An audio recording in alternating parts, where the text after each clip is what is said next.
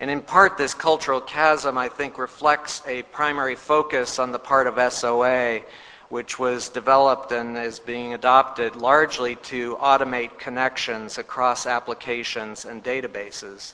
In other words, in many respects, one can think of service-oriented architectures as trying to eliminate people from the connections that exist across applications and databases. And on the other hand, Web 2.0 is much more focused on connecting people, amplifying the ability of people to come together and engage in joint creation.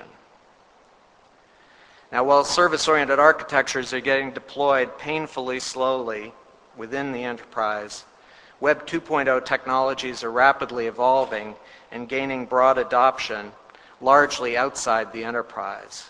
We're seeing a rapid set of innovations around this technology, starting with the core foundation, again, of XML to help automate connections, and building on top of that a set of technologies like AJAX, asynchronous Java and XML, designed to create applications that can be presented in a web browser and enhancing the potential for web-based applications. So there's a set of technologies in Web 2.0 that are about application creation, and again, particularly web-based applications.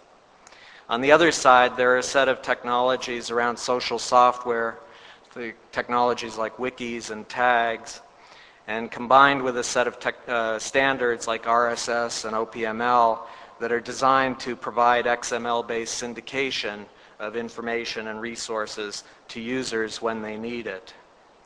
So these set of technologies are much more around people connection, helping to connect people with each other and helping to connect them with the resources that are most relevant to them on broad network-based platforms. And together they combine to provide this network-centric platform for distributed, collaborative, and cumulative creation by users.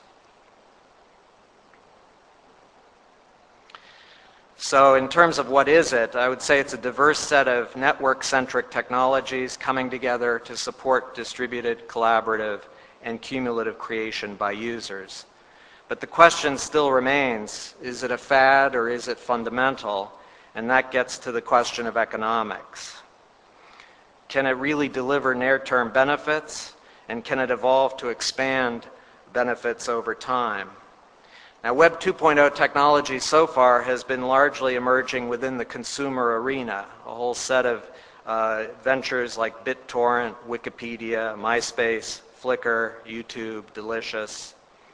All of these very interesting sets of functionality, but many of them challenged in terms of business model, in terms of what is the sustaining economics. Many of these early Web 2.0 ventures have been acquired by other companies, and with the expectation increasingly that acquisition is the exit strategy for these ventures. And it creates a question of whether in the consumer space the Web 2.0 supports sustainable economics, or whether it is just a way of demonstrating features and functionality that get acquired and embedded in much broader platforms over time. I believe that the real economic value of Web 2.0 technologies is actually much more within the enterprise, an area where it's still only tentatively getting adopted and installed.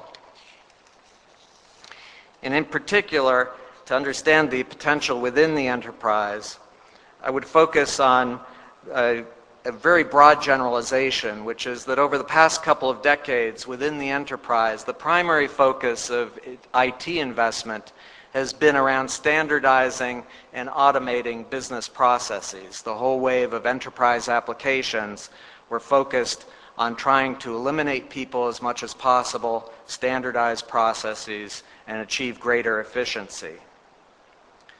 But one of the results of this investment has been to give rise to what I call the shadow economy within the enterprise. And that is, when you look at process charts, you tend to see a very neat and clean set of flows in terms of how a process ought to work. But when you look at the actual practice within enterprises, you find that exceptions are quite frequent. Exceptions taking many different forms, whether it's a customer need that's for special terms or customized feature in a product that isn't accommodated by the policies within the process. It could be a supplier offering a new set of capabilities. It could be a product feature in a product development effort that doesn't work as anticipated, but a whole set of exceptions that emerge.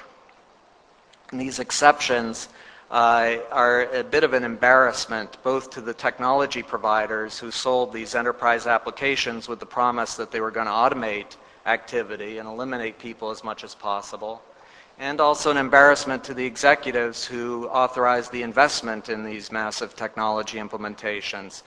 For many of these executives, they view exceptions as a sign of failure and tend to diminish their importance. There are exceptions, of course, but they're relatively marginal and modest relative to the total economic activity of the enterprise.